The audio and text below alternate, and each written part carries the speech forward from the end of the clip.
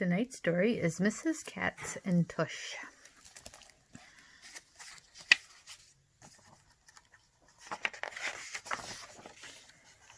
Larnell didn't know Mrs. Katz very well, but almost every other day his mother stopped in to see her after work. Since her husband died, she's so alone, his mother had told him. Mrs. Katz held tight to his mother's hand the day they looked at an old photo album. "That's my husband Myron," said Mrs. Katz. "He came from Poland like me a long time ago. We had such a life, such a life." Then her voice broke. "We had no children, and I'll be all alone for Hanukkah and Passover." Then she cried. The last day Larnell stopped in to see her himself. "I've been thinking," he said. "A cat had some kittens in the basement of our building. We found someone to take them all except this one. She's the runt. Nobody wants her because she's so ugly. She doesn't even have a tail." "Ugly, you say?" Mrs. Katz said. "My Myron was ugly too when he was little, but he grew up to be such a person."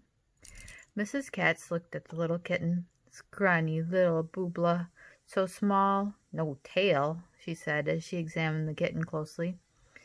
"I don't know," she said doubtfully. Then she saw the look on Larnell's face. "Larnell, I'll take her," she announced, "but only if you'll come and help me with her. I've never had a cat before." Larnell promised.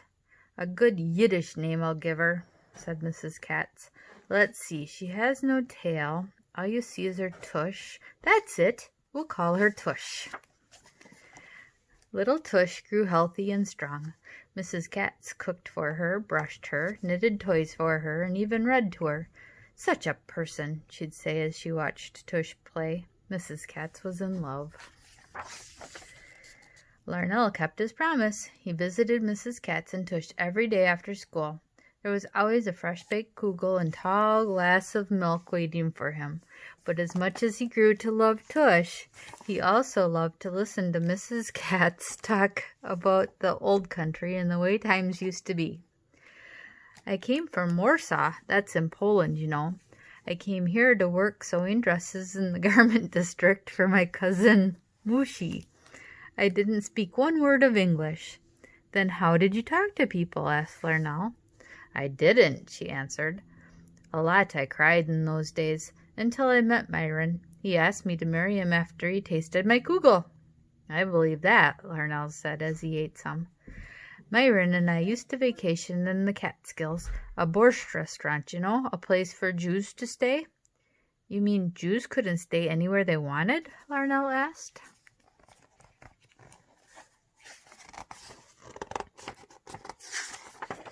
Mrs. Katz didn't answer. Instead, she went to a trunk and pulled out some old clothes. "My grandma told me about places she couldn't stay either," Larnell said softly. "Larnell, your people and mine are alike, you know. Trouble we've seen, happiness too, great strength we've had. You and I are alike, so much alike." "Now where was I? Oh yes, the Catskills. We used to dress every Sunday and have a costume ball," said Mrs. Katz. Then she put a record on the record player. It was old and scratched. "You hear that, Larnell?" she said. "That is what we used to dance to. It's a dance from my homeland. Here, I'll show you." They whirled around the room and laughed and giggled. As the weeks passed, Larnell spent more and more time with Mrs. Katz. "Since you're almost family to me, Larnell," she said one day, "I want you should come with me to say Kaddish for my Myron. I know you're not Jewish, but Myron would have liked you. You're such a person, Larnell." At the ceremony, she read from her book. Then she asked Larnell to put a small rock on top of Mr. Katz's headstone. "We do this to remember," she said softly. "Shalom, my Myron," she murmured, and wiped tears from her face. On the way home, she announced, "Kugel! Such a kugel I baked for you, Larnell." "Hurry, Tush, we'll be worried about us," she said as they walked.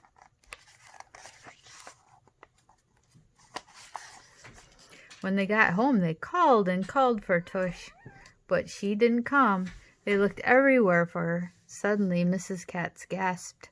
The window to the fire escape was open. "Oh, no," she cried. "I forgot to shut the window before I left. Poor Boobla, she's never been outside." We'll find her, Larnell tried to reassure her. She's been acting strange lately, Mrs. Katz said through her tears.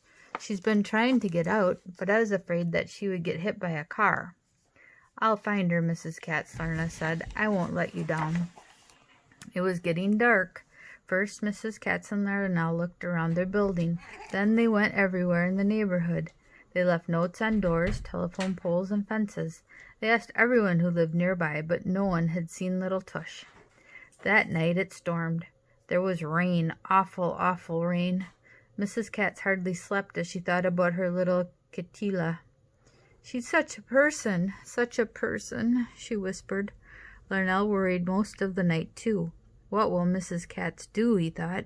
Please, God, bring that little cat back to her, he said softly into his pillow.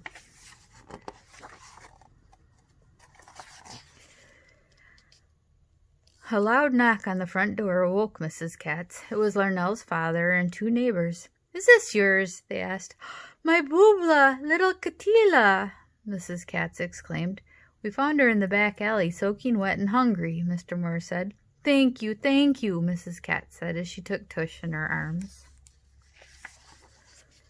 After a while, Tush no longer had the least desire to go outside again, but she slept a lot, even when Larnell came over to play with her. It was at my Aunt Havla's Passover Seder that I met Myron. Did you know that? Mrs. Katz asked as she looked at Larnell. What good times they were, with lots and lots of family. Now it's just me, she said softly. Could I have Passover dinner with you? Asked Larnell. I thought you would never ask, she exclaimed as she hugged him close. Such a Seder I'll prepare for you. Passover is a time for good food, Mrs. Katz shouted as they edged their way through the crowd in the deli. Like your people, my people were slaves too.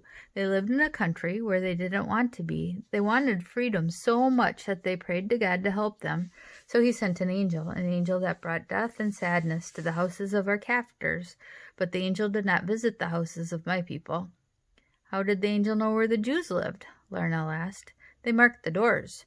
Then the angels passed over. Passover, Larnell. That's why we call this time of celebration Passover. So, Larnell, we have a big feast to celebrate, but we also remember those who had to suffer so we could be free, Mrs. Katz said. Part of the dinner is sad, and part of it is happy. As Larnell helped get out the linens and china, Mrs. Katz said, You see this tablecloth? This was our wedding chuppah, our canopy. For all these years we have used it for the holy days and celebrations. How come you have so many different dishes? Larnell asked. Because some Jews don't eat dairy and meat off the same dishes, she answered. When they sat down to Seder together, Mrs. Katz lit 2 candles and waved her hands over them. She read from her book and said prayers, then smiled and said, Let the feast begin. They drank red wine and water. They ate bitter herbs, lamb, and chicken. They also had gefilte fish and spicy chopped apples with potato pancakes. This bread looks like a soda cracker, Larnell exclaimed. We call it matzah, dear. We eat it at Passover. It's flat because there's no yeast in it, so it doesn't rise. Larnell, I have hidden 1 piece of matzah here in the apartment. If you can find it, I have a surprise for you. The surprise was the hand-knitted sweater that she had made just for him. The next day, Mrs. Katz yelled out her back window to Larnell's apartment. Come quick already! Something wonderful! Larnell and his mom and dad rushed to her door. The angel of death passed over, but the angel of life didn't. Mazel tov, Tush. 4 babies at last. I am a booby. As the years passed, Mrs. Katz, Tush, and her descendants became part of Larnell's family. There were graduations, weddings, new babies, and finally a Kaddish. Larnell stood in front of the headstone. He read from her book. He placed a small rock on top of her headstone. Then he, his wife, and their children read the inscription together. Mrs. Katz, our booby, such a person. That's the end of Mrs. Katz and Tush. Hope you enjoyed the story. See you tomorrow.